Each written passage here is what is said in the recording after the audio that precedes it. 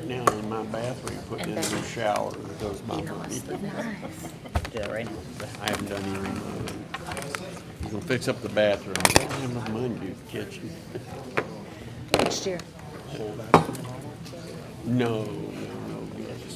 I just count the putting in new countertops and hardware. I just sold and some lights, and then I have a junky ass little shower. this I have alive? my study. I have my own little bathroom, and then you have the big one. I never go in the big one. She only gives Ron permission, like, for 20 minutes a week to come to the side of the house where she's at. Yeah, I don't even tell them that. Intercom.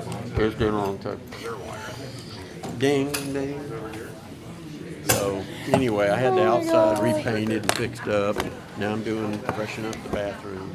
But there's nothing in Now I was here. gonna do the kitchen. I realized this is expensive. Lifestyle, yeah, not to.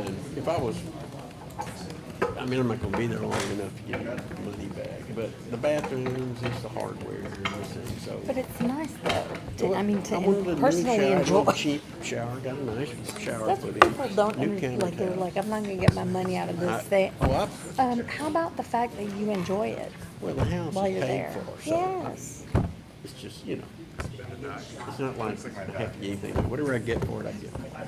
Yeah. Somebody else will have to probably do the kitchen. All right. Yeah. But the kitchen, it just dated.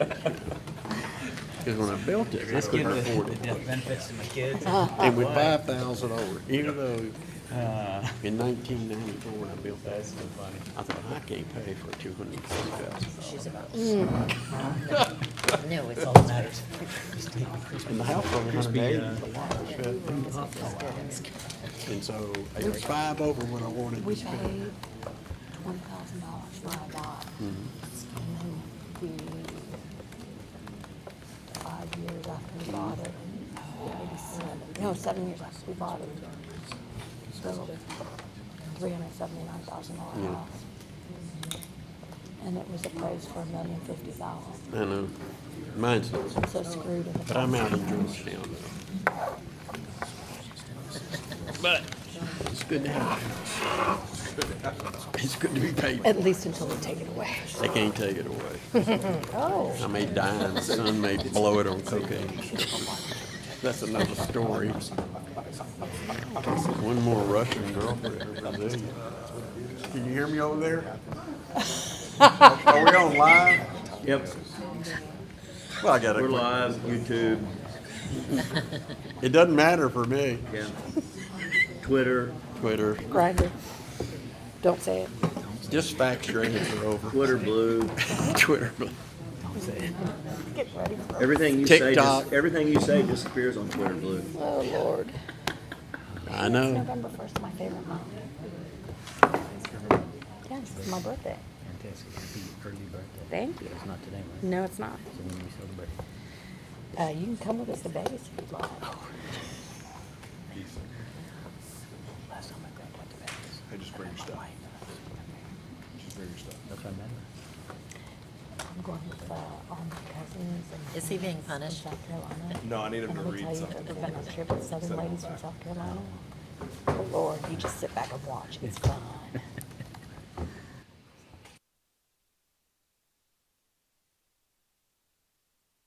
Yes, sir. So, good morning, I'm advised that we're on the recorded record. I understand that y'all have a presentation you're gonna make first. You want to do the two presentations? Yeah, that's fine. Yeah, that'd be fun. Okay. Get the technology working. Ooh, there it is. I can do it. You're gonna do it for me. Do you want a microphone? You have it? No, I think you gotta push it. All right, we live? So what I thought we'd do is put together a presentation that looks at our retention and recruiting for police and what the current state across the United States is. So obviously, we're recruiting very heavily, and we are been recruiting pretty hard across the country. But as we all know, there's been a recruitment and a retention crisis throughout the United States. It's not just with APD. And this was a nice illustration that Rand did probably about 10, 12 years ago. It shows here's the basic need for and demand bucket, your allocation, the staffing deficit, which obviously is at unmet demand, and your current level. However, when you put in the faucet and you see up there at the top of what's coming in, and you've got the changing generational preferences, the uncompetitive benefits, your organizational characteristics, obviously there's a larger decrease in the qualified applicant pool, with increased competition from other agencies, your expanded skill requirements, and you see that you are going to be losing more than is coming through the faucet. What was interesting, this was over 2010. You do that now, those water droplets coming out the bottom are going a lot faster. Let's look at the picture in Texas. APD, we're doing our transitional officer program. We offer a $5,000 bonus for experienced officers. Richardson PD, which is just north in the Dallas area, they have a $10,000 lateral bonus program. On their website, because they say build your paycheck, we value your service, get paid what you deserve. So for comparison purposes, I put in there a 2-year officer with no degree, a basic TCOL certification, no language, and less than 80% on their physical fitness incentive pay. They're going to start at $79,428. Comparison with APD, 2 years in a basic TCOL, $77,900. Let's look at a 8+ year, which is their top level, no degree, basic certification, no language, and less than 80%. They're going to be starting in at $96,600. Our officers, $83,351.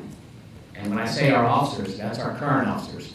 That's not what we can offer them as a lateral position.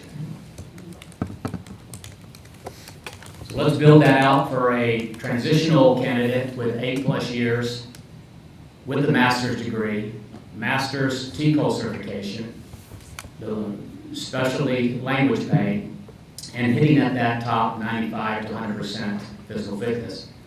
You're going to come in at Richardson PD at $102,700. If you take an officer with 8 years plus master's degree in language pay, they're going to be at $89,051. The transitional officer would not reach this level until 16 years of service with APD. Plano PD, up in North Texas. You can look at it, and if you go to the bottom there, you'll see that they have their recruit, and they start their recruits out at $73,024. Our APD recruits start out at $40,000. The 1-year officer for APD is $70,580, and you look at the 1-year officer, over $83,000. The APD officer never reaches Plano PD's top pay, even after hitting the last step increase in year 16 with APD. Allen, Texas, Allen PD, that's also a suburb up in the Dallas area. Okay, I'm told that the APD Academy was changed to 50,000 on there. Look at there, I went off of what our contract has at the bottom of the pay scale. So I will correct that up there, 50,000 on there. But when they start off with their recruit with 0 experience, 74,976. When you look at their officer rank, they hit their top step after 5 years. And that's where you get that 94,088. Unless they get that 4% merit lump sum, which they're on track if they have the meeting standards or exceeding standards. So an APD officer just passes Allen PD's top pay at year 16 with APD. So you see that 11 years difference is an economic advantage to the Allen PD officers. Dallas-Fort Worth Public Safety careers. 50,000 for APD recruit, 65,700 for DFW of Public Safety. You can see the base for APD compared to the base with DFW. And once again, it takes an APD officer working 14 years before they earn more than a Step 7 DFW officer. Other agencies across the United States. I just want to take a moment here that we need to stay positive, work hard, and make it happen. Here's our recruiting. We're looking at sessions in New York, Fort Campbell, Kentucky, Corpus Christi, Central Park in New York. We go to San Jose. Their annual base salary, $105,000 to $164,000. San Francisco's offering a $5,000 signing bonus, starting out at $92,000 up to $139,000 per year. Contra Costa County, and of course their ad says it right there. You want to work for an agency and a boss who supports you. $97,753 to $124,000. University of California, Berkeley, $90,000 to $137,000. This is Anaheim PD. Of course, you get to work Disneyland and the Angel Stadium. They're starting out $76,000 to $130,000. Found this very interesting. The Bay Area Rapid Transit PD. These are for entry levels and lateral between $118,000 to $180,000. A $15,000 hiring bonus. When you see those additional benefits, obviously the opportunities for double time pay, but lifetime medical after 15 years of service, 50% after 10 years of service. And you see all the additional benefits that they'll have. So once again, we're going all over the country. Newark, New Jersey. So the New Jersey State Police, they start out at Trooper at $65,000, and their top for a Trooper 1 is $121,000. Alaska State Troopers. And it may be a little hard with the fill there, but they recruit for them starts out at $77,230. And take your transfer line for $50,000 for APD. But when you look at their lateral program and they break it down with the experience from 1 to 6 years, but a 6-year officer lateraling over is going to start out at $99,902. For a 6-year officer of APD, they're at $83,000. So once again, an APD officer needs to work at least 16 years to earn more than what the 6-year plus lateral is going to earn over in Alaska. Anchorage Police Department is also up there, starting at $72,000. And after 8 years and 4 months, you get your senior patrol officer, which is up to $106,516. Bellevue, Washington, they start off with a $16,000 signing bonus. If you're going to lateral over there, you can start off as high as $100,231. An entry job, you're going to start off at $78,263. Seattle PD, they have a lateral incentive of $30,000 and entry level at $7,500. So here's their pay scale. And you see the different steps that they have from the recruit to then the officers on their sworn salary up to step 6, and then the lateral program. So I pulled together what our transitional officer program and what their lateral program was in. And as you can see, that our officers, even hitting 16 years of being in, and that's not the lateral coming over at that time. Your laterals can start off at $102,000, and after their first year off of probation, they can hit and achieve step 6 at $109,512. So a local report came in, and this is Chief Tacone saying, I can't graduate these cadets soon enough. Austin Police Cadet class restarts amid staffing crisis. And at that time, he was the interim. That's when the 144 started.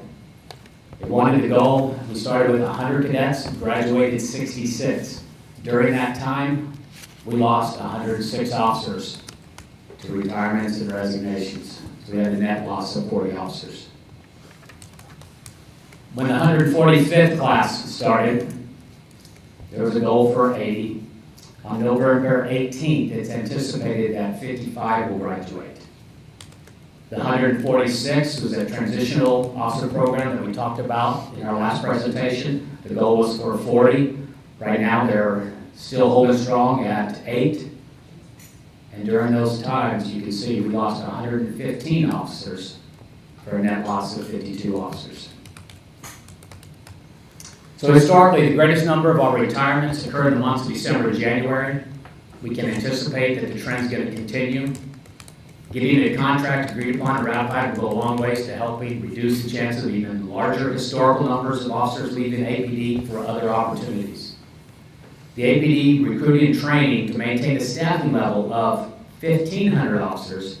The city needs to have at least 3 regular classes of 75 and 1 transitional officer class of 12. The city is nowhere close to achieving the goal. The 147th cadet class started on October 10th with 55, and they've already lost 5 cadets. So how do we stand out in a competitive marketplace? I recommend that we have a contract with outstanding benefits and wages and fair police oversight. Together, we can help our recruiters attract the highly qualified recruit cadets and our transitional police officers. Together, we can work to retain our experienced officers. But I'm going to give you a little highlight of this weekend. For those of you that saw in the media, we had another shooting homicide down on 6th Street. During that time, we also had a SWAT call-out.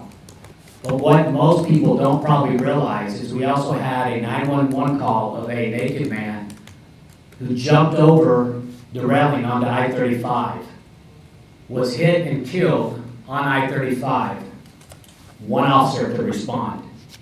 That poor officer had to deal with a human fatality strewn across 3 lanes of I-35 with a torso cut in half and could not shut I-35 down by himself. It took over 75 minutes for backup to come out there to properly shut down I-35.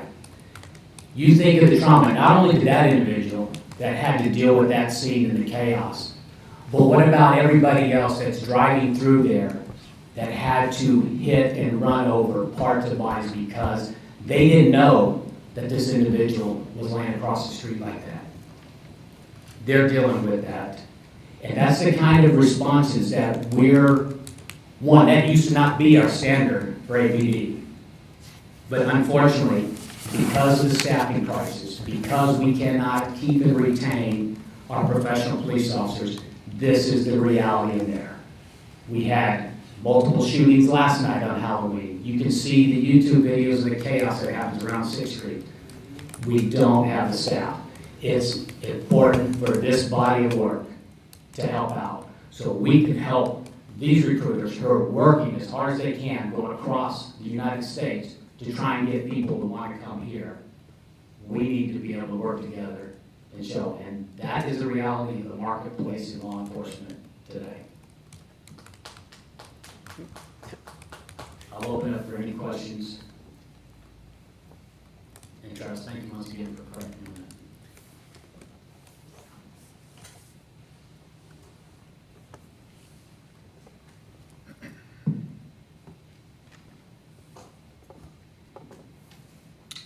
I just have some questions based on your previous pay proposal. Just a couple different topics. First, for stripping the MHO stipend out of year 3.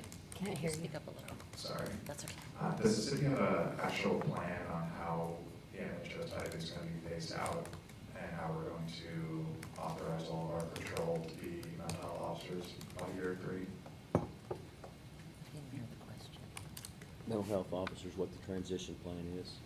Do you have that? The testing, or, I'm sorry, the certification process for the mandates for TCOL certification have changed. Therefore, the requirements to maintain the TCOL license as a certified mental health officer have changed also. So therefore, just through the natural attrition process, as new cadets come through, essentially everybody will have the certifications to be CIT officers. And how does that work for the current patrol right now, for the ones that have been working here for a while but don't have the MHO certificate? Do they just automatically become one based on the new law? That's correct, based on the changes of the TCOL certification requirements for mental health. Okay. Is APD going to be putting out any type of training requirement before they can start putting people in emergency detentions? Yes.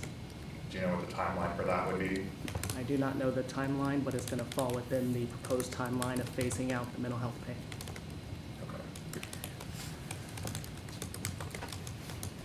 Okay. Just another topic for the total cost of the contract that you guys have for your proposal, the $52 million. I just have a question on, is it possible to create a range price for, I understand we're basing that number on the authorized patrol staffing, which obviously we're not at right now, so that would probably be the maximum cost that your contract would cost. But I'm also wondering, what could be the possibility of the minimum cost of that contract? Is there a range that can be created just to be transparent with the public to say how much it could actually cost? So the purpose, can you, I think it's fine. is that working now? Is it green? You got it. How about now? Should be. It doesn't like you. It liked me and Chief Henderson. Try again. Battery may be bad. Doesn't like me either from last time. Okay, how about that? There you go. Okay, the purpose of the costing is that the finance does that for budgetary purposes for city council to show them. So they do it at the maximum. If you want to create your own costing model, you're welcome to do that. But the purpose of the finance department doing it is for city council at the maximum for that reason. So they don't do it separately for minimums, no. Okay, but it's possible that it could cost less than that, correct? Yes, it's costed at the FTEs that they anticipate, I should, yeah. Yeah, and you are welcome to figure that out into whatever model you choose to. I just want to talk about the Social Security benefits have increased as well. Pretty historic numbers. For 2022, last year, increased to the COLA payout to 5.9%. Last year, the APD raise was only 2%. And then they just announced for 2023, the Social Security benefit COLA is increasing to 8.7% for 2023, which is the largest increase in COLA since 1981. 8.7% versus the 4% that the city proposed to us the other day. So just based on the Social Security COLA benefits over 2 years, that's 14.6% increase for the people on Social Security, when APD would only get 6%. Let's see.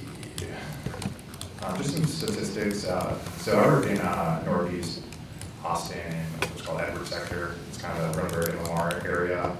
As far as staffing right now, we currently have a 25% vacancy for that sector. I just want to make the point that in order to staff that sector to the number we need to get to keep the public safe and keep our officers safe, we're paying out OT and overtime in a very expensive fashion to fill these vacancies, especially for night shift, which the city is currently paying double time for an officer to come work those vacancies. And it's also now requiring these officers to work in excess of 40 hours a week in order to keep the public safe, keep healthy staffing levels.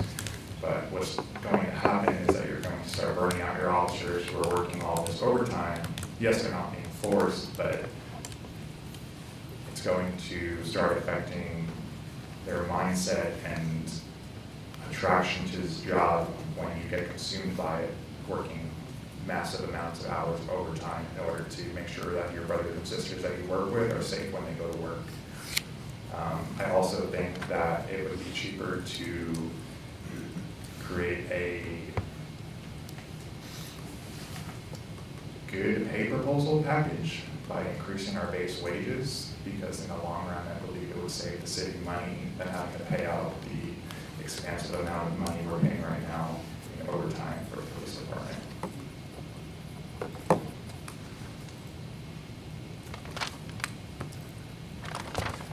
Going back to the stipends, I've given two wage proposals referencing stipends. I feel like the city has kind of overlooked it a little bit. I've requested that some of our stipends be switched over to percentages instead of a fixed standard amount.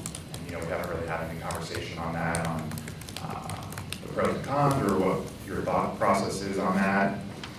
So do you guys have any comments on that, on why you haven't wanted to switch anything to percentage? Is it a cost thing? We'll give you some feedback after we discuss that internally. Okay.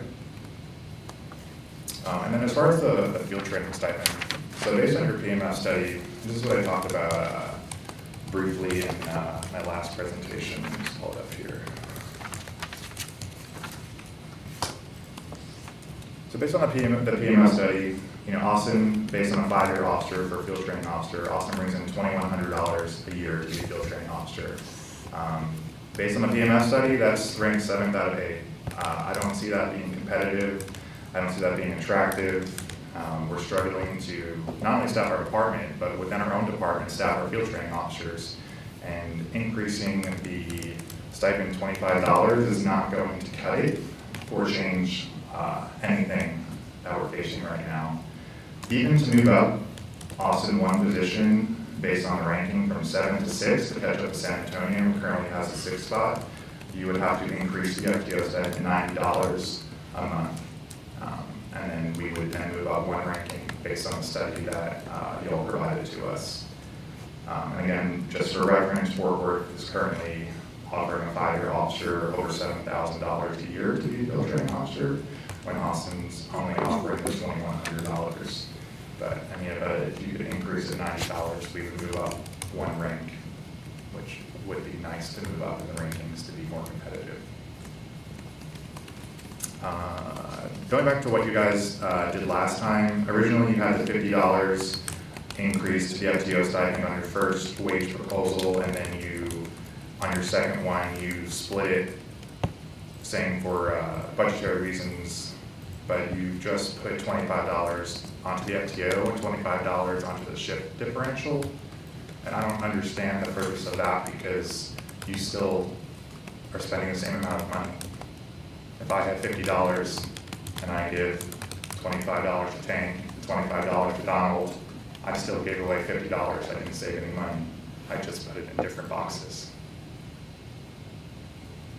Or did I not understand that correctly?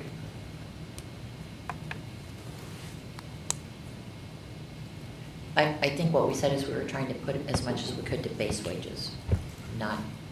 Correct. So, And I get you saying that, but I don't understand how that encompasses taking $50 that you're already spending on the FTO stipend from your original proposal, and then splitting that 25 to 25, because none of that money went to base wages. You just split it over 2 stipends. Yeah. No, we'll get back with you on that. Okay. That's not why.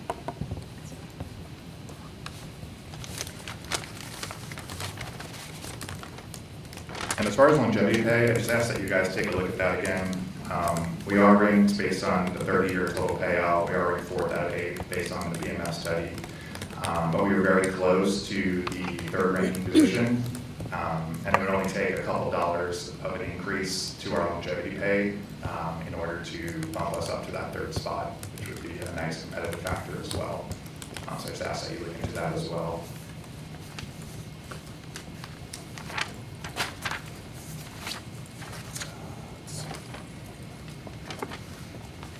And looking at Commander Baker's presentation today and the 2 prior presentations I've done, obviously based on the PMS study of the largest municipalities of Texas, yes, our pay scale does very well as far as base wages.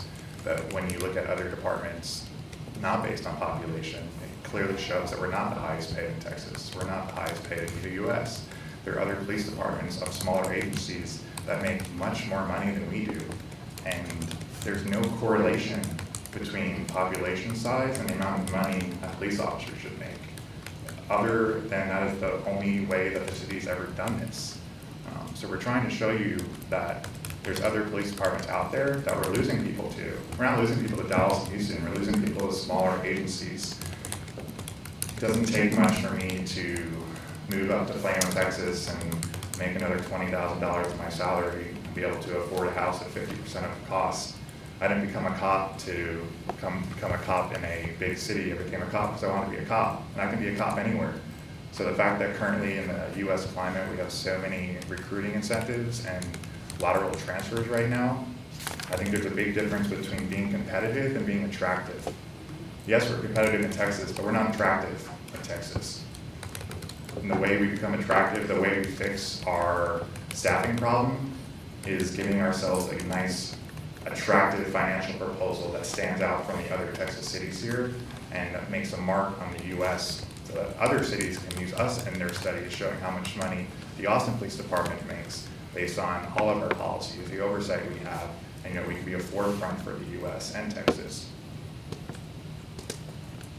There's another component to that that's related closer to officer wellness, in that Travis kind of touched on it, in that officers are working double time, late night shifts and multiple late night shifts, contributing to burnout, and again, compromising wellness. And the end game with that is it affects the ultimate goal, which is ultimate customer service and community policing strategy. Because if you have burned out, exhausted, ragged officers, then there's no way we're going to be able to accomplish those other two goals.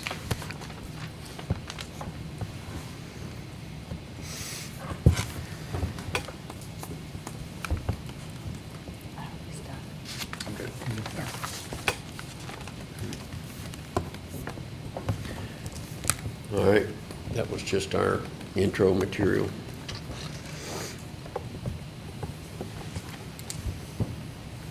You want to visit before we proceed, or you want to go ahead with the items that we prepared? We can go ahead and visit for a minute. Okay, give us just a minute. We'll be back in 5, right? You want to take a longer break? Let's take 15. 15. All right. Thank you very much. Thank you.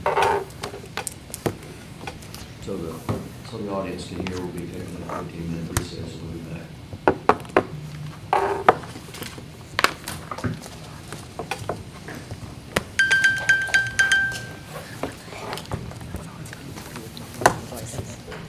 It's probably 'cause I'm Next to using that the noisy team member all the time.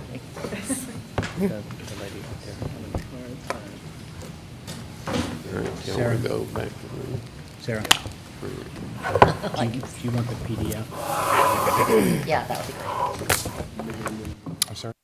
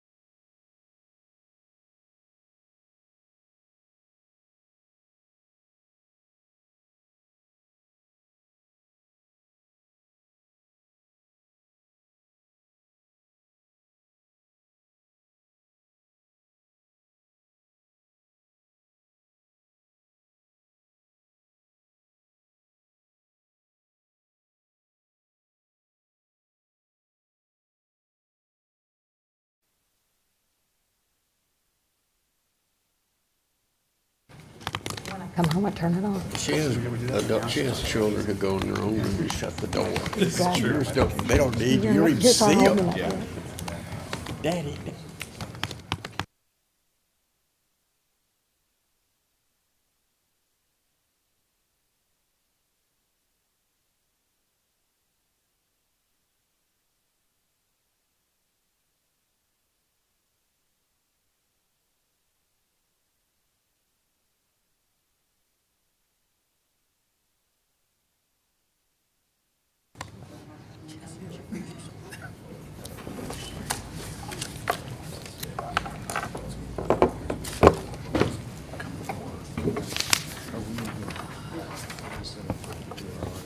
Yeah. Becky's got on, but yeah. We're ready? All right, y'all ready? Yes, sir. We appreciate the opportunity to visit just a minute here. Let me say this in response to the overview.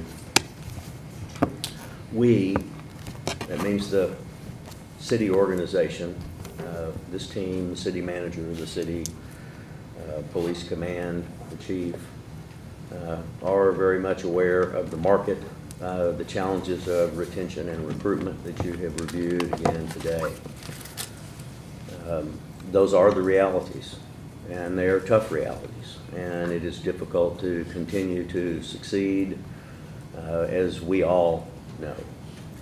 Historically, major cities have done like-kind comparisons and have compared to their peers in the labor market. That is the way it has always been done. It's done that way state by state all around the country. The locations that resolve these issues through interest arbitration do exactly that. The culture and the practice and the professional discipline of doing that is exactly that. And that's the way bargaining is done. The city of Austin, just like El Paso, Fort Worth, Dallas, Houston, San Antonio, cannot, never has, never will compete with Plano or Richardson or Bel Air or the high-end subdivisions that pay much more than large cities for police personnel. It can't fiscally be done. The inflation that is such a challenge for your members, a true challenge, makes it even harder for the city to be able to afford all of the costs of providing services to the public, including public safety. The fact that there is a higher need, the fact that the personnel in our city, public safety and other personnel, are falling behind and lagging behind, create new challenges. They don't create any more money. And so we hope that you will be responding today with a counter proposal to our pay proposal from the last time. We won't be bargaining against ourselves by making another proposal until we have a counter from you. On the other hand, we are prepared to go forward with all the rest of the articles. The issue was made at the last discussion that there are a lot of articles outstanding. We've reviewed every one of them. We have a response on each of those. I'm going to go through now and look at 2, 4, 10, and 13. But we have to work within the world of the possible. And that's the way bargaining has always been done. It's been done here and everywhere else that Mr. DeLord and I and various people have done it. And we're hoping that we can close the gap and come up with some solutions. We are listening to what you are saying. Everything that you're saying, we're looking at the realities of what money is available and how we should spend it in this contract. I'll point out that we are competitive, as I think you've admitted, with Fort Worth and San Antonio. That's in spite of the fact that Fort Worth for 10 or 15 years had struggled with competing with Dallas and those same cities that you went through in your comparisons with the suburban cities that have, 4, 5, 6 steps to completion after we have bargained for decades for the longer career set of steps and so forth. Those cities are not comparable. Some of them are, some of them aren't in terms of their civil service structure, how they work, the protections for policing, whether or not they bargain at all, and so forth. And so Fort Worth and San Antonio, we are still competitive. We have made a proposal that continues to keep us competitive with those cities. And we are listening to what you have to say about the elements of compensation that are not yet competitive, and hope that we can continue to listen to each other and move ahead.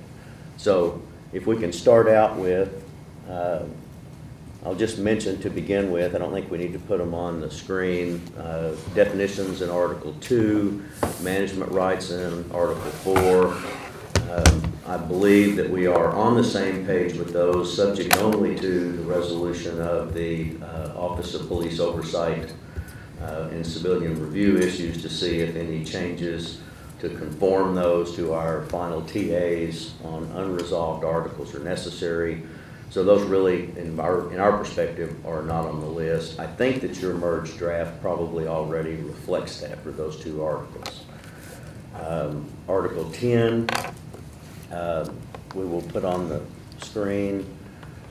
You made a proposal in Article 10 that we accept. I believe it's just an update in terms of the applicable years and standards and so forth. Has to do with the, There you go. here we go. Yeah. And that section is, here we go, Section 4, accrual caps for vacation and exception vacation. I believe that was your proposal to correct the numbers there to the currently applicable standards. At the end, there was another change. This was already agreed to. And that was already agreed to, and again, I think that's noted in the merged draft. And so unless y'all have a different perspective, that article will move into the noted TA status in the labor agreement. Any questions on that one before I move over to 13? Let me just catch up with you. Certainly. All right. That's why I wanted to go step by step No, so that it's- everybody knew where we were. No, it's fine. So, in Article 2, Two's definitions. yeah, we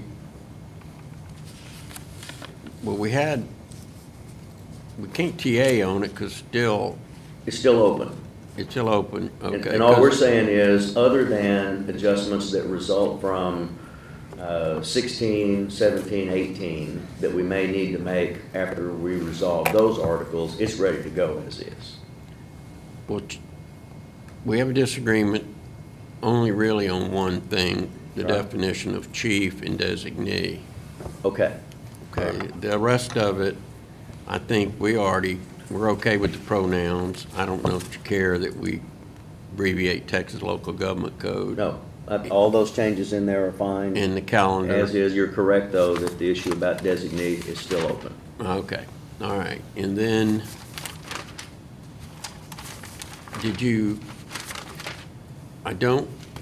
so we still don't have agreement on 4 in management rights. Are there any issues other than eventually conforming that to our agreement on 16, 17, and 18 when that happens?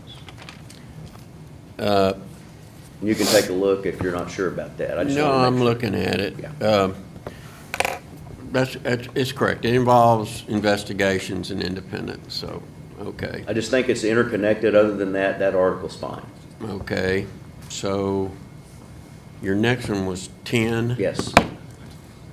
And you had your proposal to correct that language or bring it up to date, if you will, in Section 4, which we accept. So in 10,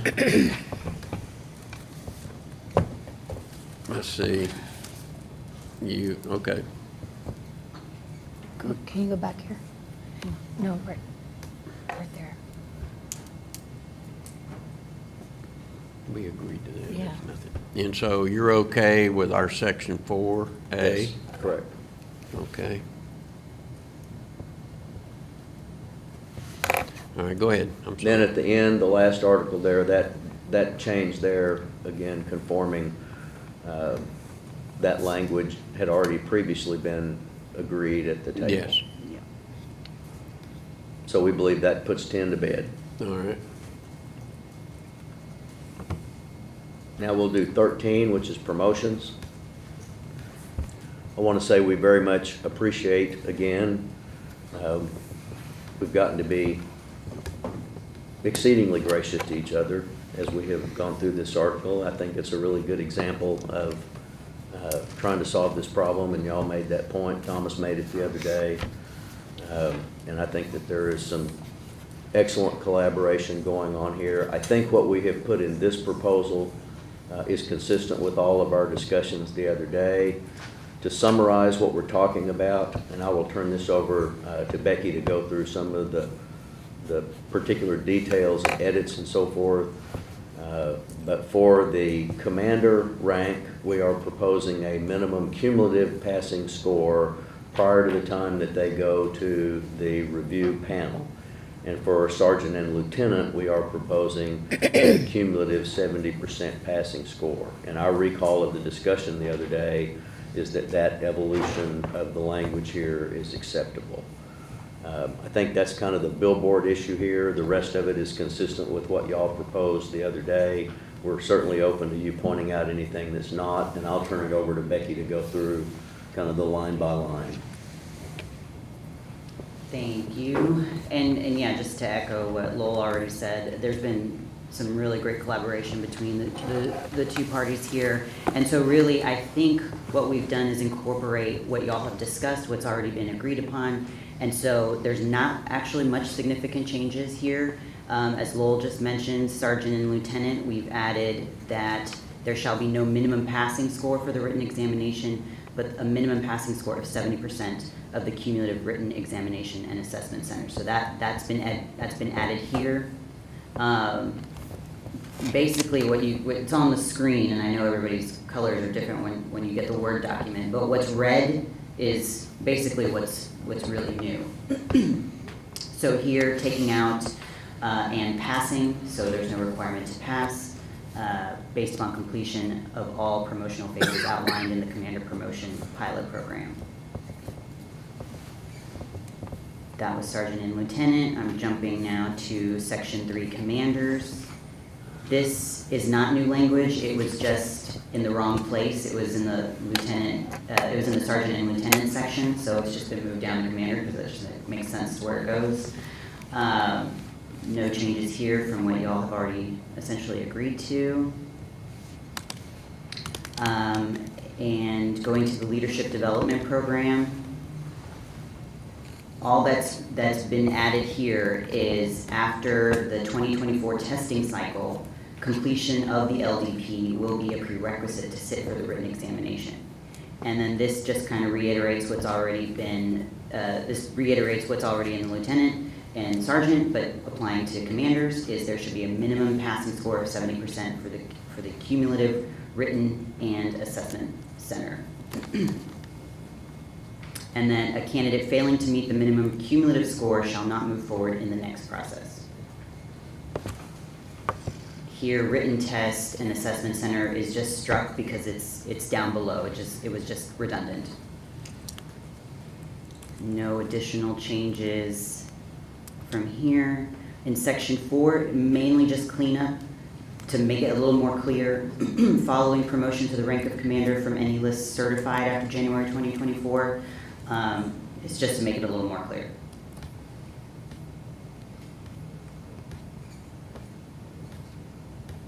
And again, taking out and pass, since passing is not required for the written exam.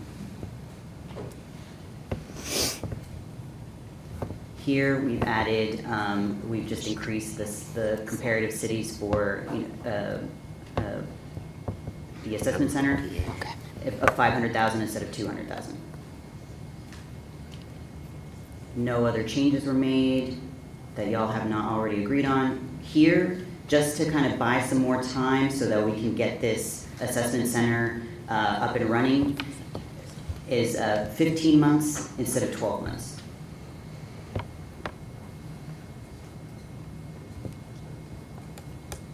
And the reinstatement list. So there is one reinstatement list that's referenced in Article 18 for when officers appeal their discipline, and then they are reappointed, or those that win their appeal, and then they bump down that officer that got promoted. Appeal on a demotion. Appeal on a demotion. So we're just referencing that there's one reinstatement list, and those who are demoted per this promotional process are gonna be on that same reinstatement list. There's only one reinstatement list. I don't see an article, you talking about Article 18? Article 18, yes. Okay, because So it used earlier to you say- had something with 18. It used to say Section 18, and so that's been corrected. I'm just Oh, pointing out the little minor okay. details that we All right, we thank you. corrected here. And other than that, that's it. This essentially should be reflective of everything that was agreed upon, but by all means, please take a look, let us know if there's anything that needs to be corrected. We also recognize that this document has gone through many drafts back and forth, so the formatting, numbers, et cetera, are all kind of all over the place at the moment, but we can correct that in the final process. Well, I can't answer any of this at the table because We understand. it's too Totally complicated. understand. I have mine redlined, and if you'll send me what you have, I'll get our people to compare what you want changed against what we have. You bet. Otherwise, I'll never figure it out. Yeah. And then you can say that worked. So we'll do that, and by the next session, we'll have it. And what we're hoping today is anything that you spot in there that we're not on the same page, we figure out where we are today so that it turns into a Scrivener's project. Yes, It'll be quick. Yeah. yeah. The move from 200,000 folks to 500,000, or towns of 200,000 to 500,000, will you walk us through the thoughts there? Yes, that way when we're selecting members to be on the assessment panel, they are representing cities of similar size. Where you made the change from 12 to 15, it still says 12? Yeah. Oh, Yeah, okay. just a typo. Thank you. And then we also, I believe we have feedback on 24 and 25. What is the status on those two? 14 was TA'd last time y'all met. 14. And then 25 was also TA'd last time y'all met. 14, And, 25. 14 and 25. All right. So those were on our list. I think they were on the list you gave us the other day, but I believe they've already been resolved, if you just confirm that. They have. Go ahead, I'll wait for y'all to finish. So our intention at this point is to go back and continue working on the rest of our list. We've gone over it quite a bit in the last several days. And we will give you a report about when we're prepared to come back, and also we'll be prepared whenever you have something further for us. You've given, let me just go through while we're here. Certainly. All right.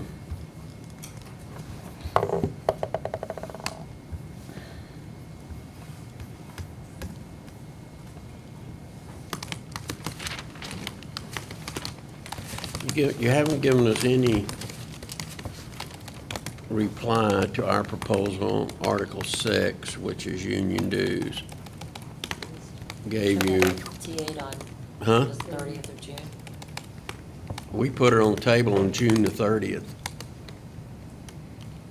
We'll take a look. We're showing that T8 on June. Oh, no, we haven't TA'd Okay? union dues. We We'll take a had, look. there's another section that we did TA on, I think on communications. Okay. So, let's see.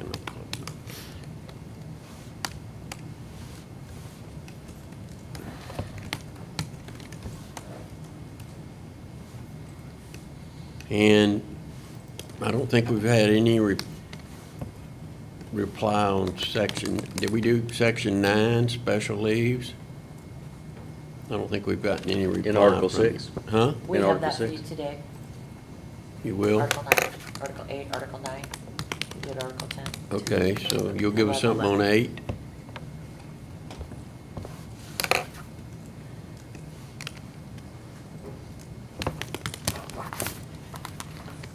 What about Article 11? Yep, I'll give it to you today.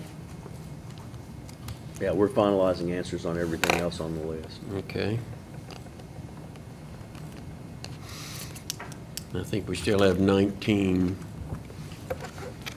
unresolved.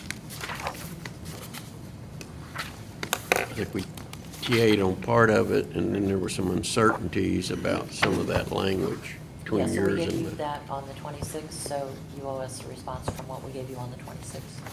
Well, we had a discussion, and mine, let me just go to it a second here.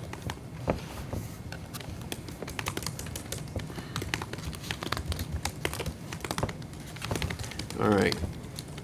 We had two different Section 2Bs, requested job transfer information. You had a proposal, we had a proposal. I don't know how substantially different they are. And I think we then agreed on the definition of events.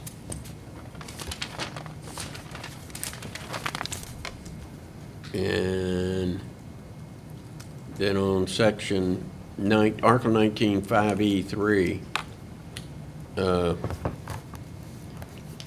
we had use of sworn, which I can't see any reason it wouldn't be sworn, since it involves the contract. So you haven't responded on, except to say no. So there are some unresolved issues in 19. So, I remember part of that, but we'll go over that when we caucus and come back with our answers. all right. And I think, just a second.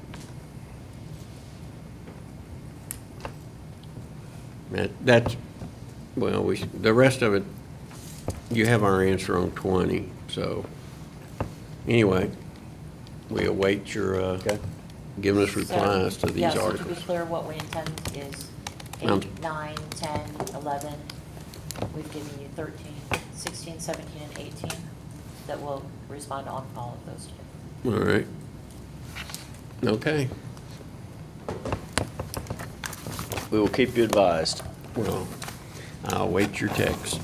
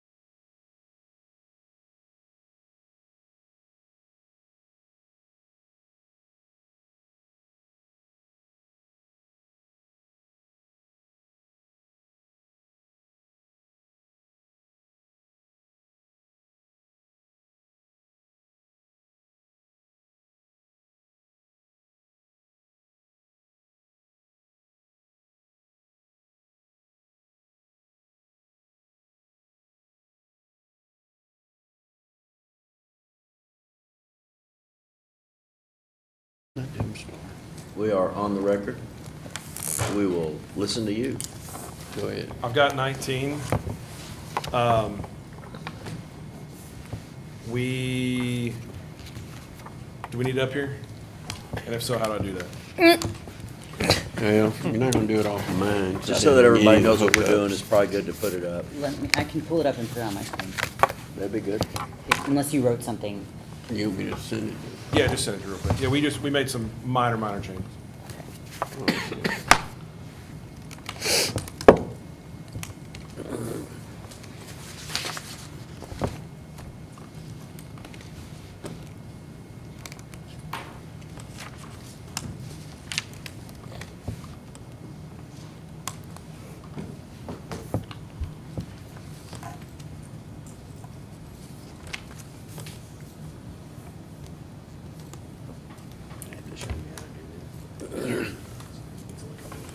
Dark screen? Yeah. Oh, that's, yes. Is that how you're putting it up there? Yeah. Yeah. What is that, a Chrome? I don't know, it just came with the building. Came with the deal? Yeah. Gotcha. The IT guy showed me how to use it. I think it's a last click time. share. Yeah, it's a click share. It's the same as Chromecast. Is that a just wizard different on Yeah. deal. Yes, it's pretty good. I don't think so. A wizard with two fingers. I'm informed that it's fixing to work, It's what? that it's fixing to work. Roger, did you email it? I just sent Oh, it okay, to you you. just did, okay. Yeah, as soon as we get it, it will be up there. It went into the World Wide Web. The www. The dial-up, The dial-up. You know that plug in the wall. I kept thinking, somebody told me when I was paying for internet, they went, that shouldn't cost you but about 5 or 6. I said, well, I'm paying like $21. And I had been paying this for like 10 years. AOL or what? So getting discs? So I go and I look at my I said, well, I just don't understand. So I go and check. I had been paying for the dial-up service. They charge you earthly. Oh, my Like, gosh. I'd moved on, but yeah, I never looked at the bill. So I spent like $2,000 and I got it for $5. That's okay, I'm still paying for a bunch of cable boxes, like, that I just haven't canceled. I paid for a wall phone, which in the house. And then one day I looked and I saw, what is this deal? Well, I moved 12 years later and I guess I bought the phone when the guy put the phone in instead of Yeah. just, and it was like, it cost $10. Well, they've been charging me $10 a month for like 10 years. That's why I don't have a yacht. It's a little thing. I could have They add fixed up. them, but no. God knows what I'm paying for. All right. All right, section 2, if you'll scroll down. We took y'all's subsection B, and I just used it as a starting place. So the policy that we have in effect, right, this new transfer policy that we've kind of worked through is for non-patrol jobs. So kind of threw that out there, that for non-patrol vacancies will be filled in accordance with the transfer policy in effect upon the execution of the agreement. And then, like I've expressed before, our concern in memorializing something in policy is if for some reason that policy was to change because of a change in leadership or something, just kind of giving our members the ability to have representation on that change. So we agree that the transfer policy is a good thing that we have right now for the non-patrol stuff. I don't know how right now to deal with the patrol side of that. So if y'all have any good ideas, we're open to it. And I mean, to be honest, like I don't even know what that's gonna look like on the department side, or when we would need to or really have a plan to finish fleshing that out. I know it was something that was being worked on, and then I don't think it's being worked on anymore, so I don't know. But we hope that's agreeable. And then, She's controlling the document. yeah, I'm just trying to get to where we were. Yeah. Section 5A, we agreed to y'all's definition of special events, I believe last time.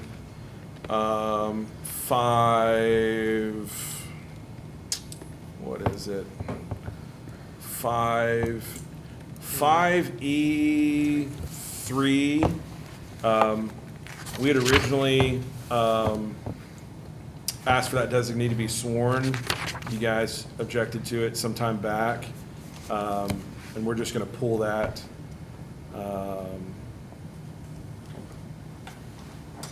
Oh, yep, skipped right over that one. 5C too. So we're pulling that off the table, so don't need to keep arguing about that. I went past 5C, which is the lieutenant There. working overtime. Still just waiting for, we believe there's a workaround there. If I may, Yes, on sir. that, we hope to give you that answer today. Okay, We hope there's a workaround too. We're trying to make that happen. okay, We'll give you that response and had already decided to do so comprehensively with the other overtime provisions. okay, Just kind of pull them all together. okay. We appreciate your earlier proposal on 2A or whatever it is. We will probably counter that with a provision that still leaves policy changes within the chief's control, but requires collaboration, discussion, so forth, and interaction with the association on the change instead of mutual agreement. But we will also put a sentence in here, which we've talked about developing the patrol transfer policy under a similar collaborative model. So that's what we're headed for. We'll discuss your language with the command staff and see where we are on that. But I think that we probably can get past this. Okay, I hope so too. Like I said, I hear and I completely understand that policy changes are well within the purview of the chief. We just don't oftentimes in our contract point to policies that the chief can willingly change. We've had chiefs at this department in the past who make it very, very clear that they decide policy and they can change policy at a moment's notice. And so I don't know that our team would be super comfortable with pointing to a policy. I recognize and understand y'all's position on policies. That's it, right? Yeah. Okay. Okay. You want us to do promotions next, or y'all want to do something, or? Yeah, think- go ahead. Promotions. Yeah, I think that we were going to hear from y'all on promotions and make sure we get that wrapped up. And then I think we're going to go to 16 next. We can go to 16. Y'all- Richard? Sure. Want to pull it up or just, okay, yeah, we don't have a clean copy, so we'll just discuss it. So I think there's only a couple changes that we'd like to counter with, that we discussed as a subcommittee. We're agreeing to the 15-month for the next commander test that would happen off this contract. So that likely put us into August of 2024-ish. We really want to get the leadership development program in place and make that a prerequisite prior or before the 2024 cycle. And I think it's doable, especially extending out to 15 months. So I think that's just going to show a commitment to developing leaders here and show our commitment to this process working. And then we had a couple items, just clean up language, board versus panel in some areas that we'll have cleaned up. And I guess the only other thing that's still outstanding with that, for the assessment center, there's I don't know, I would describe it a double assessment center, or how do we describe that, Chief? The two panels? Yeah. Yeah, two panels would listen Right. to the same. So our concern with that, we think that's a great idea, happy to do that, as long as the MSA with the vendor has been reviewed, and that is a service that can be provided in the contract that I think you'll just renegotiate it, so that we don't basically write ourselves into a bunch of contract grievances if our vendor agreement doesn't allow us to have two panels. That's a good point. So completely open to it. Yeah, as long as the MSA allows it. It works. Okay. I think that's it. Great. That's So great. we'll get you guys a clean copy.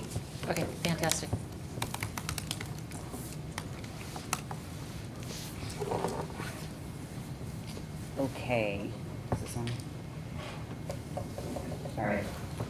So we are going to present Article 16.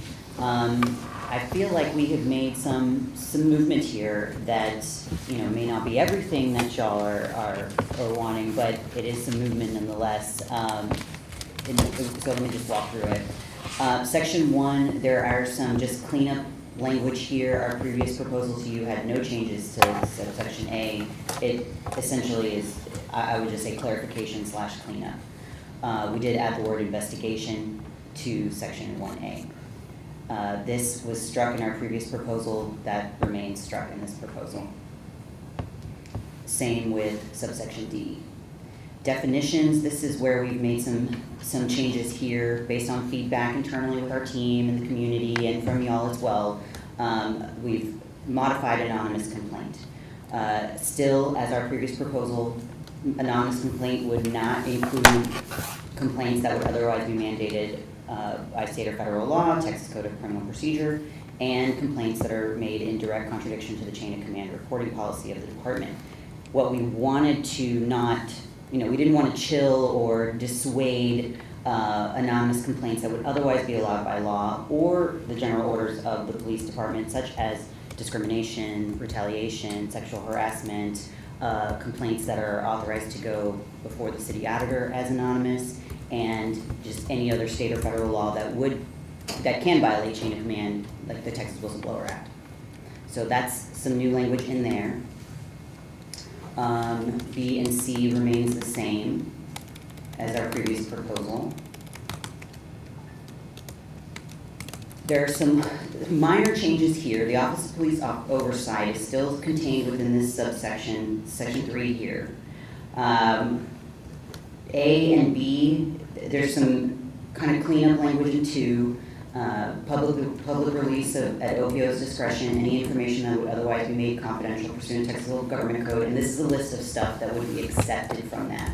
So classification of alleged misconduct, whether an independent investigation is warranted, disciplinary action to be taken, any reports pertaining to the above, and information released in a closeout meeting. So this is generally the same as what we previously proposed. 3, based on feedback that we received from y'all and the training about investigators, I think we heard some comments, so an investigator in OPO can be just anybody off the street. That's certainly not what we intended. So what we've proposed here is that OPO will use as a guideline the NACOL qualifications and training guidelines for oversight practitioners. And so on the guidelines and training requirements that NACOL provides, there's a subset of different levels. You've got the director of an oversight practitioner, you've got first level investigators, you've got investigator supervisors that have all different qualifications and training for to be an oversight investigator. And even a frontline investigator is required to still have 3 years of investigatory experience and qualifications in civilian and criminal matters. And we thought that was important because the discussion that we had before was obvious that before, during, and after the arbitration process involving the civilian oversight functions and so forth, part of the concern, Ron, that you articulated was whether or not these people that are going to be carrying out this investigative function in parallel with the IA process, understand the scope and parameters of the investigation, how to carry that forward, and we wanted to make sure that your members in the community understand that the competence, the background, the training, the know-how, and so forth are fully expected to be brought to the table. And so that's why this is here. We think it's a bad idea for us to try to pick and choose and line out the job description and the training background because it's too complex. The NACOL model is not something that we can just plug and play it, but I think it is a clear indication of the kind of competence that's involved, and that's our approach to coming up with an assurance that's tangible, it's meaningful, and it's enforceable, and we fully intend to take that approach with hiring people, making sure they have that training, orienting them to the process, putting them out there. And this is part of the assurance I gave you from the beginning, that the city manager is making the commitment that this is his process, these are his subordinates, he's delegating his authority to them, and he fully expects it to be done competently and correctly.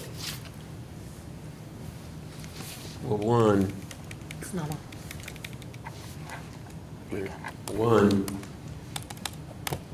I think my concern, one, I'm not sure about the term investigators.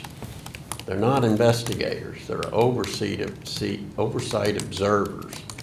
Then the question came about their qualifications, is whether or not they would have the ability to question an officer, because the director or whatever can prepare the question. Somebody, because all the questions are prepared in advance, and then at the break, they can then say, I'd like these questions asked. So they're not investigating anything. It's an oversight board. It's not an inspector general. So if you, and then our position was, you can ask whatever you want as long as the officer is not required to answer. So, I mean, that, I think I made it clear in the beginning that you have an oversight model.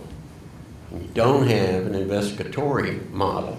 There's no inspector general, there's no investigator. There's people who come to watch the process, look and see that it complies with the law and the contract, and to report that.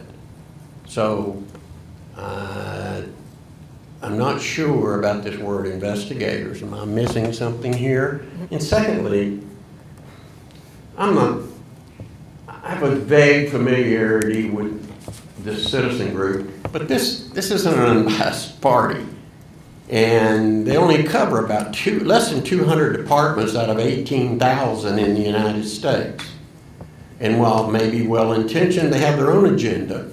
And I'm not sure I agree to standards set by a body of people who are advocates, not neutral, not weighing and not looking at the process. There are models. I've found several articles by law professors that talk about the models and what it should be.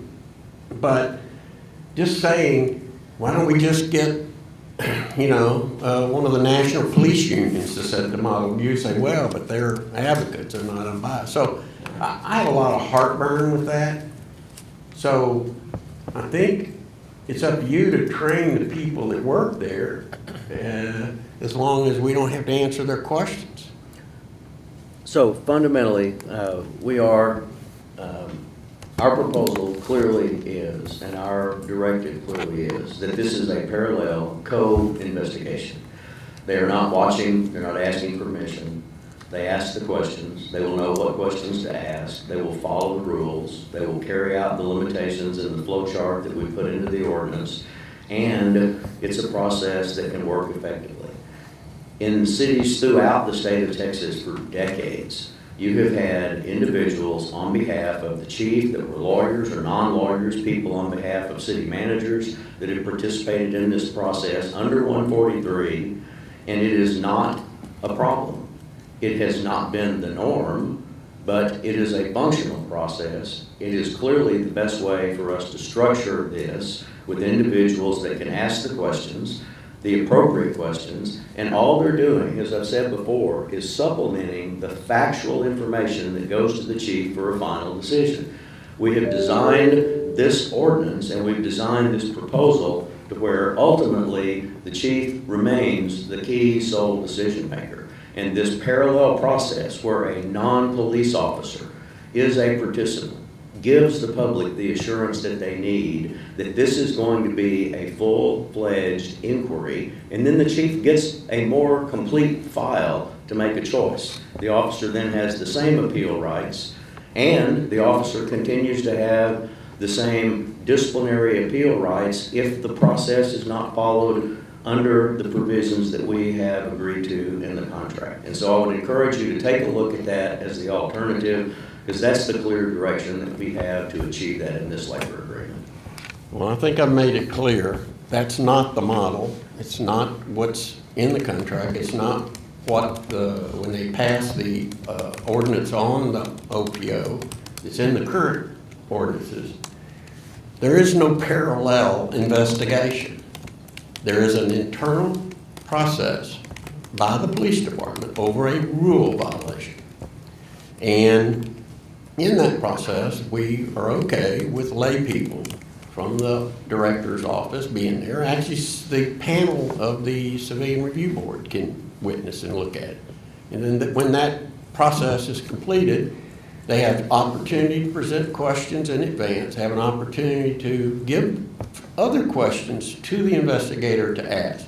The officer is there under a direct order as a condition of employment and compelled to answer to the police chief. There's no running parallel investigation. And we're not, I'll never say never, but I would say that exceeds where we are in the scope of oversight. Every piece of the transparency we've not disagreed with. We've agreed they could be there. We agreed they have questions answered. We agreed they can take it to the public. They can take it to the council. They can take it to the chief. The chief can then order someone to answer. But that's the process we have, and it is transparent, and it holds officers accountable. But there's not another entity created that can come down and investigate and look and do their own investigations, ask their own question outside of the department investigating a rule violation. So I think, anyway, I've made my point, and we'll give you a formal reply, but that far exceeds anything that's ever existed here or exists in the state, Lowell. I'm not aware of somebody coming in from HR and asking officers questions in internal affairs. I'm not aware of any single layperson, including the city attorney's office, being in internal affairs and saying, well, I'd like to ask a few questions. That doesn't happen in Texas that I'm aware of, period. So there's no like, just come on down, sit in, you got something to say here, officer, tell this person, or let them ask you some questions about that car wreck. That doesn't happen, period. So, anyway. I'll remind you again that under 143.312, the statute doesn't say anything about police officers with badges that are assigned to internal affairs investigating the issues.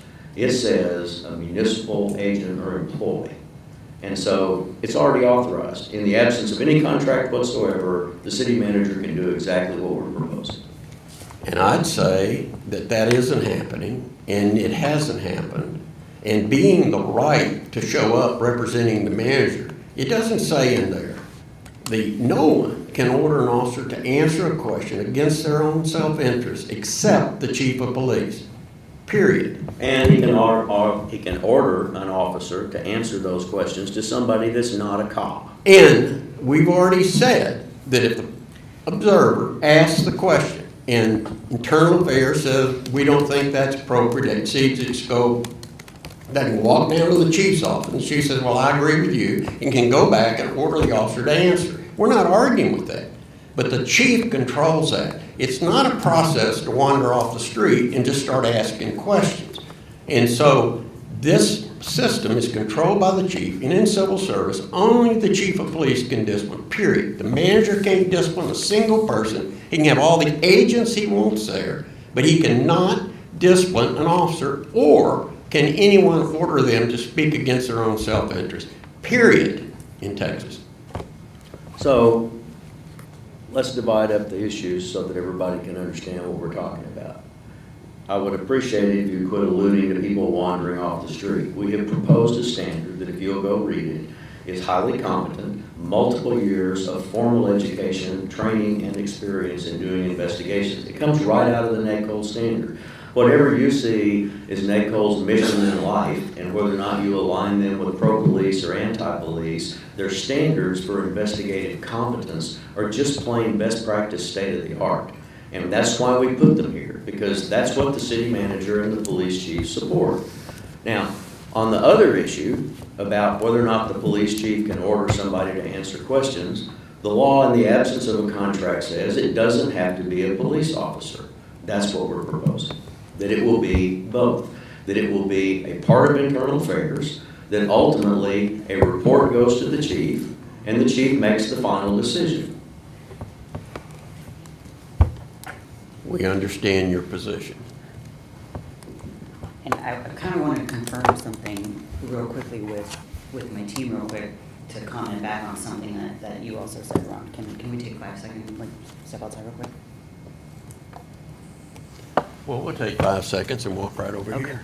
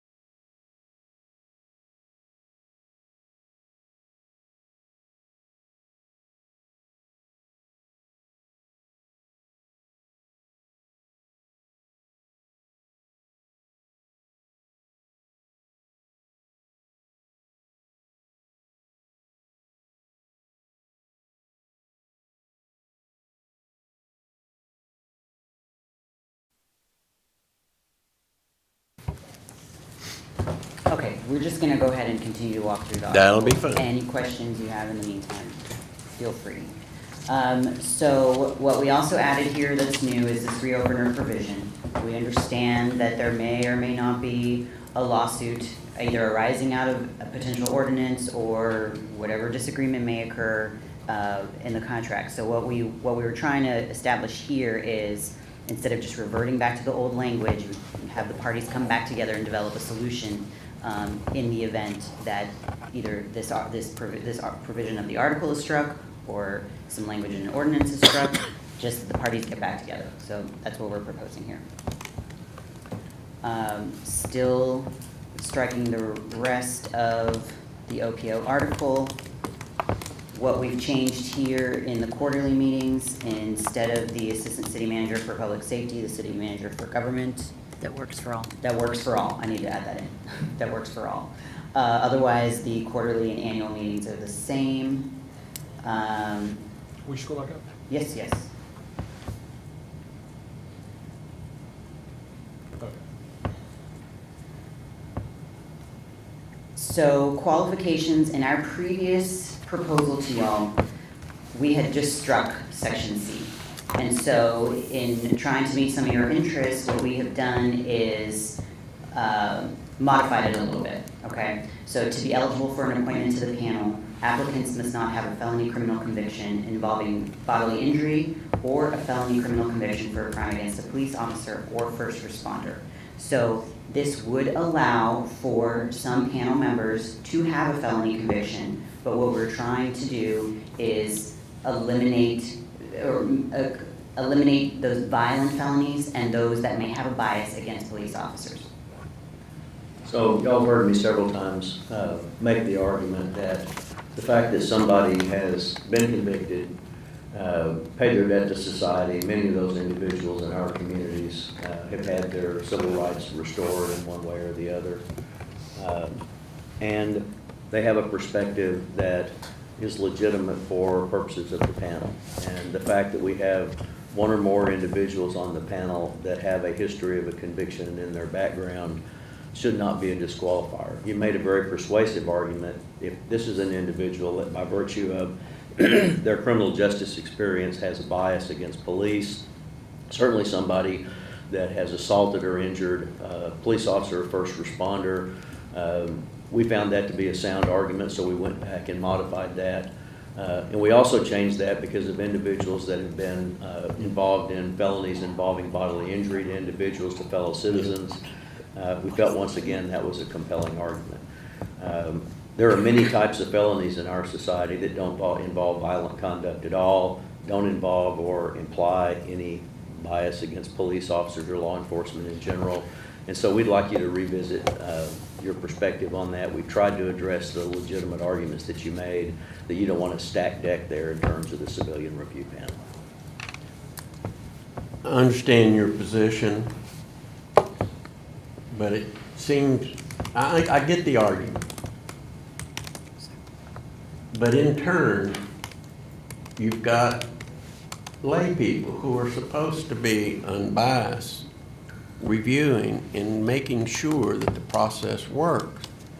Saying that, well, somebody who's been arrested and convicted of a felony and went to prison has a good insight on the criminal justice system, I would have concurred, but they don't make an unbiased person on a panel looking at process.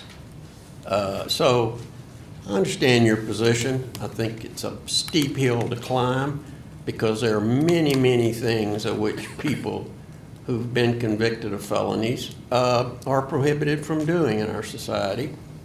And I understand your argument. Fair enough. We just ask you to take a look at it and give it some thought. For training of the panel members, what we did here is we spelled out EOD, so explosive ordnance disposal, special weapons and tactics, hostage negotiator, and this should be a presentation to this by the association. Oh wait, no, here it goes. Training provided by the Internal Affairs Division. So that became a J. When you review this with simple markup, it looks a lot better. With the track changes, it looks kind of chaotic. But so we just added that to the list of training.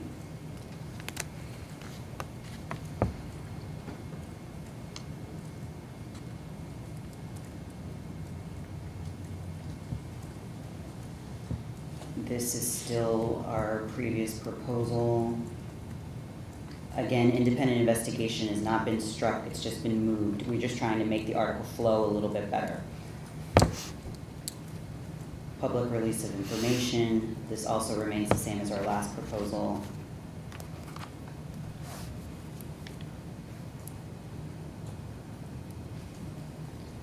access to section 143.089G. This looks like it's new language, it's just been moved, but it's the same.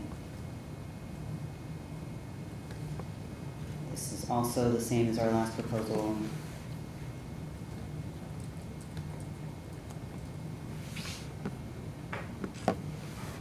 Independent investigation, here's where it pops up again, after it looked like it had been deleted up top, it's just been moved. Mediation we have struck, this is part of our previous proposal. So this is the section I wanted to get to. So section 14, this is new language from our last proposal. So knowing that it will take time to kind of develop this Office of Police Oversight, knowing that to get these individuals who do have investigative experience, whether they investigate or not, jointly, parallel, what we're trying to put in here is that the provisions of this article relating to OPO will take effect beginning July 1st, 2023. In the meantime, the current language of this current contract will be what's in play until July 1st, 2023. And that prior to the effective date, we will have a transition committee consisting of the Director of OPO, the Chief of Police, the Commander of Internal Affairs, and the Association President or his designee, her designee, shall meet to discuss the transitionary process and issues related to civilian oversight. What we're trying to do here is instead of it all happening at once, we're develop a plan that it comes into effect July 1st, 2023. So this was our major changes to Article 16.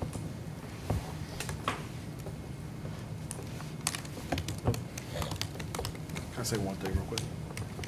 Can you send this to us? I will. Thank you. Towards the top, you highlighted the section that you said kind of dealt with lawsuits or things of that nature. I just want to very open, I know we talked about it privately, very openly for everybody to hear. We do not want to have a contract that puts us in a position where we immediately have to go sue the city, right? Like we very much want to hammer out the things at the table. It's why we wanted to get to the table early as an association, as early as possible, so we could work through these issues. Signing a deal and then immediately going to the courthouse to try to resolve our problems is not an ideal situation for the association, for our membership, for the city, I would think, or for the police department. Both sides have over and over again talked about the need for stability within our police department so we can recruit the best folks, so we can retain the best folks that we have that haven't already left us. And so while I appreciate that there's a reopener provision, I don't want anyone in the community or any of our members to think that is, that we believe, that I believe as the president of the APA, that's an ideal situation in the least bit. Like we are committed to negotiating, we're committed to getting a contract, we want to hammer things out here. I would hope that in an ideal situation, we don't have to file contract grievances for the next chunk of time, right? Much less go to the courthouse and get someone else to hammer or to fix problems that we could probably fix here today. So. I want to thank you for saying that. We appreciate the philosophy, we appreciate the perspective, and we share that. We want to work this out, we want to resolve it. Litigation over these kind of things is rarely constructive. It always takes too long, even if you get answers. And I think it can be completely avoided.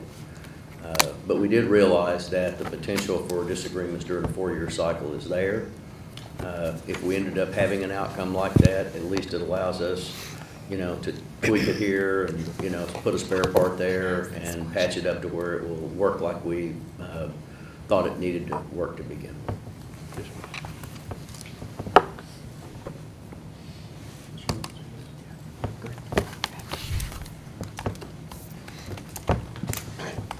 So, just for a clarification of point, from something you said earlier right before we took the break, Is it your position that our chief of police supports parallel co-investigations with internal affairs and the OPO? Yes, that's correct. Thank you. I think that if you will study the proposal the way we've laid this out and tried to balance it, the police chief not only has ultimate authority over the disciplinary choices, the police chief controls the classification of complaints. The control over classification of complaints controls the items that are being investigated. Therefore, I strongly believe that there is nothing for your members to be concerned about if a qualified, competent investigator that's not a police officer is asking factual questions that are germane to the issue being investigated that's been approved by the chief. It is another answer or another statement in the same process with internal affairs, not outside of that, not on their own, not picking and choosing what they investigate. It is a responsible, carefully controlled process where the public can believe that it is a full picture for the chief to make a choice. And then your member has an appeal on all of the factual evidence. So that's what we're asking you to consider. And the community has spoken in their petition. The city council in the meetings that you have attended have made the direction clear about what they're looking for. We think it is functional and fair, and we appreciate you listening through and thinking about this proposal.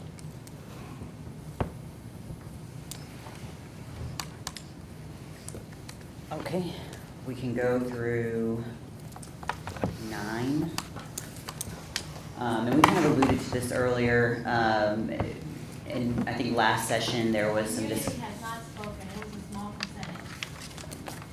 the last session there was some comment that we hadn't responded in one way or another to some articles, and so we wanted to make sure that we did that here. Article 9 is special leave provisions, and there was a proposal from the APA on payment of sick leave upon separation. You'll see that we've rejected that. Our focus, as we mentioned last session, I believe also this morning, on being on base wages. If y'all have, if y'all tell us differently, if you want us to put focus here, we can reconsider that, but we did want to give you an answer one way or the other. So that is 9. Likewise with 11, with ABL, just a rejection. We have not provided you a response. We said we would when we got to wages, to the increase of ABL leave and to increasing the additional board members. And some of our rationale with that is because there is a cost associated with it in terms of backfill. So again, if you want us to reconsider this or focus our resources here, we can do that. But I think what we've been hearing is wage increases and ad pay such as longevity, FTO, et cetera. Can I ask a question about ABL? Sure.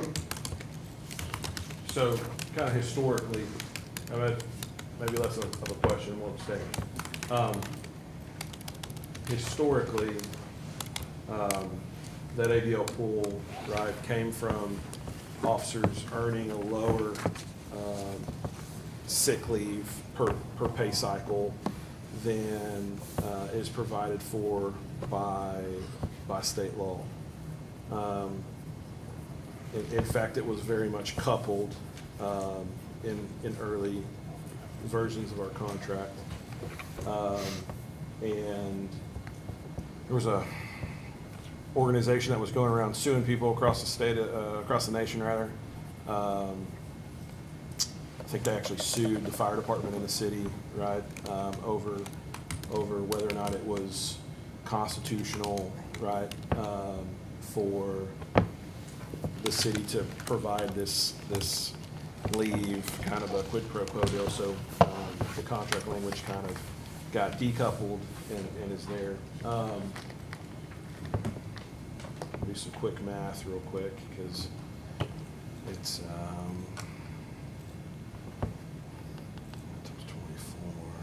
times a theory, well, we have 1812.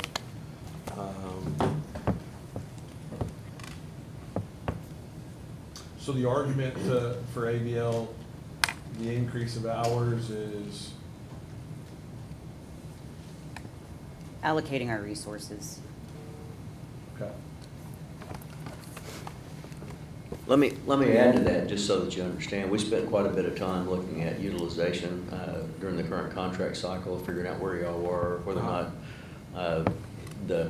I want it to be clear, the city continues to support, actively support the member services and benefit of the association for your members and the public value that that has, and is willing to continue to provide this funding, if you will, so that that representation and so forth on behalf of your members takes place.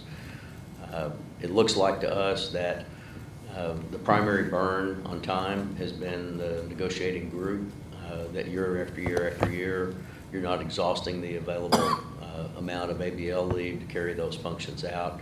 And so we did take a close look at that, as well as what Ms. Hayward has just articulated in terms of trying to address this issue and the other things that have cost in the contract. Okay. I don't disagree that our meet and confer, right, takes the vast majority of those ABL hours, other than the folks that are on full-time release. I'm probably more up to speed on ABL and who's using it than anybody in the entire city of Austin. I don't know that anybody in the entire city looks at those reports more than I do. I'll just pivot back to a comment that I made months ago when we laid this out. The thought process behind us bringing another person on a full-time basis. The intent there is to bring over somebody from our nonprofit, Austin Cops for Charities, which routinely is out in the community doing the bridge building work that our city and department wants, but oftentimes for a multitude of reasons can't fulfill on their own, right? So there's lots and lots and lots of things that we get asked to help with. Hell, I got a request the other day from the manager's office to help fund a dinner for some delegates that had come into town, right? So I don't know. I understand that we're in not great times staffing wise, and would be very, very open to having conversations around that. But it's we are executing that function, especially at a time when we don't have the people on the ground to go and do these things, right?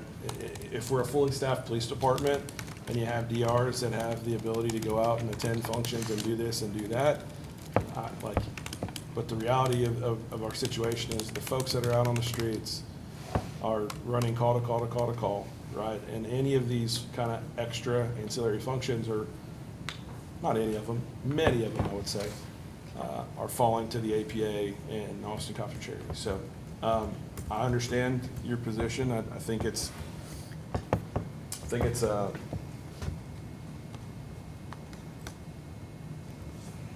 short-sighted. And I think, if our police department had we not lost 150 positions through our reimagining process, and we were actually growing our police department the way that we should be in a town that's growing as fast as our town is, when you do the math on the amount of hours that officers have forfeited through the contract, and the pool of hours that we get in ABL, we're giving up more hours right now, even at 7,000 with our 1812 numbers. Right, that's another chunk of hours. If you add those 150 back in, it's even more hours if we're growing our police department like we should be. So, anyways,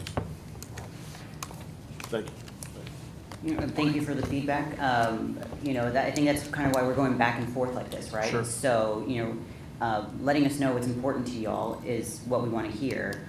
That's why I also think, as we mentioned earlier, to hear a counterproposal from y'all on the wages would also help focus where we can allocate our resources. And if this is one of them, we're happy to look into it.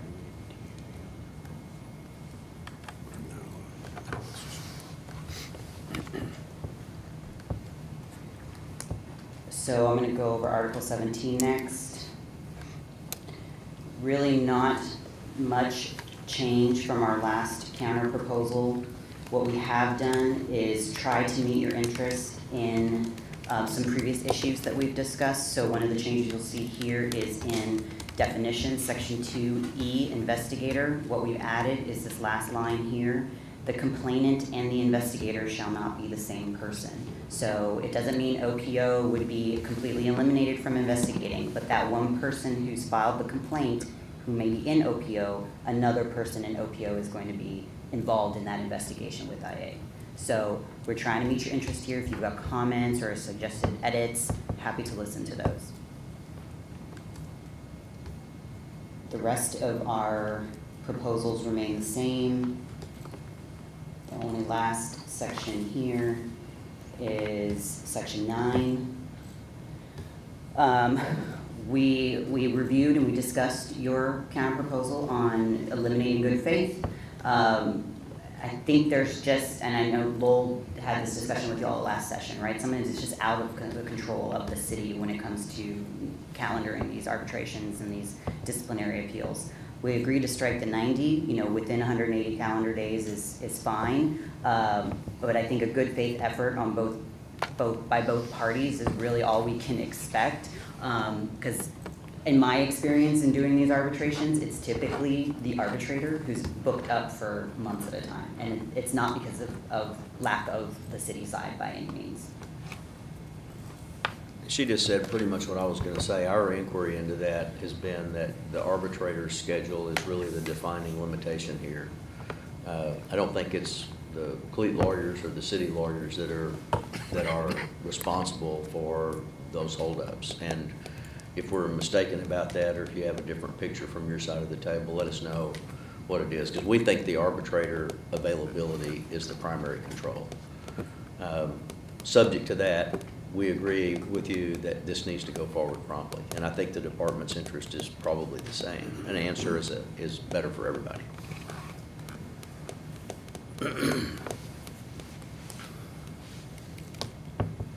And just to kind of re-put 18 back in y'all's court essentially, but we do not have any changes to Article 18 from our last counter proposal. Our interest still, I'll tell you what our focus is really the 365 days. So that this proposal here has not changed. Just scrolling through the rest. Yep, that's it. Any questions? What will we be doing next? Probably, we're gonna have a discussion. We need to with caucus on the HR. overtime, right? Yeah, we do. Do y'all have any plans in terms of the rest of the day for us? You'll send me these Right now. small changes? You bet. Okay, so I can look at them. Go to caucus and then Yeah. come back on 19. All right. Just let us know.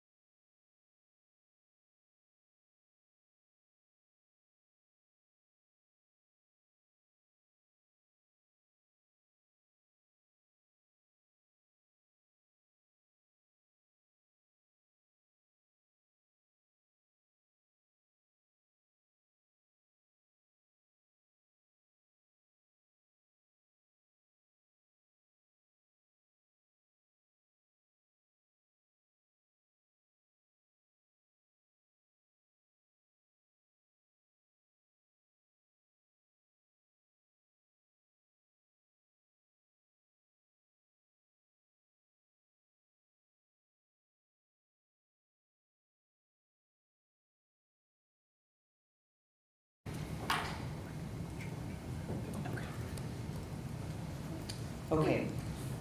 Thanks for coming back and staying so late this afternoon. We do have a response for you for Article 19. We're still going through, we have not taken a look at Section B in your counter proposal there. We still owe you a response for that, but we know that you had, we wanted to get an answer to you about the lieutenant commander and overtime pay for special events. So here's what we've been able to come up with. Obviously, they're exempt, so we do not want to mess with FLSA and losing their exempt status or anything like that. So what we're proposing is for reimbursed events only, for lieutenants and commanders, in addition to their straight time, shall also receive a special event stipend at the following rate. So if it's a 4-hour event, 150, 8-hour event, 320, and a 12-hour event, 480. We think this gets to that effective overtime rate, so their straight time is gonna be their respective straight time for lieutenant or commander, and then this stipend in addition to it should get to that more or less overtime rate, but without calling it overtime or being in violation of the FLSA or anything along those lines, so. So this would be above and beyond paying them additional wages beyond their 40 Right. Right, at their regular hourly rate right, for those reimbursed overtime events. Yep. And then a code that would also trigger this special stipend. correct. Well, we have one lieutenant left. Any questions on that? $40 an hour. Okay. Okay, I have a question. Okay, so, I'm really loud, I Ron. know, I'm just trying to help you. So if the lieutenant decided that he didn't want to get paid $40 an hour for working the hours and wanted to enter into an outside contract to get paid what at least his hourly rate would be, I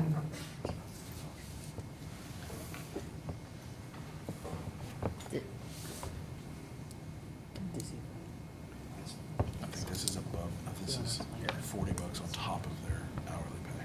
Correct, Tom, so what you're saying, it's their regular rate plus that stipend, so it's not just $40 an hour. We need to tweak that to make that more clear. Yes. We gotta tweak that Yeah. language, because reading up there now, we see that it's not explicitly clear what we're trying to say. But you would get the rate, your hourly rate, $20 an hour for this discussion. Then you would also get that up to 4 hours, if it was an up to a 4-hour assignment, you would also get that $150. So that works out to about time and a half. Because you get your regular rate plus that extra money that's there. We're gonna have to look at that. Okay. Any other questions? Just How does it work if the event, say, is 6 hours, and it's in between the 4 and the 8? What's the procedure for that? It's 8. It So, just rounds up? yeah, so we've done like 3 tiers, and again, we can recraft that to read a little more clearly. But yeah, anything up to 4 gets the one, anything Okay. to 8 gets the other, and then up to 12. Okay.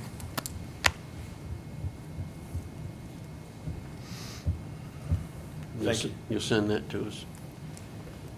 Yes, we will. All right, Or we can clean it up and then send We it. can clean it up and then send it to you. We Yeah. kind of wanted to get you something today. okay. Good. That's all we have. That's all we have for this All afternoon. right. Yeah. That's it. Thank Okay. you. All right, thank you for your time.